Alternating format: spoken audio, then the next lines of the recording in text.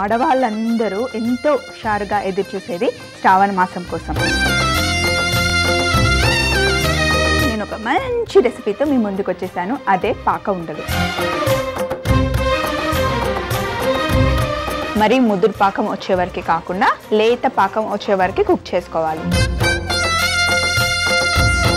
పాయసం, బొబ్బట్లు అలా కాకుండా ఇలా కొంచెం డిఫరెంట్ ఐటమ్స్ చేసి పెడితే బాగుంటుంది.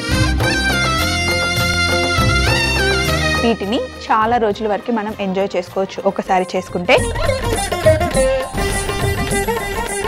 మమ్మీస్ కిచెన్ ప్రేమతో సోమవారం నుండి శుక్రవారం వరకు మధ్యాహ్నం 12:15 చూస్తూ ఉండండి మీ ఈటీవీ అభిరుచి ఛానల్లో.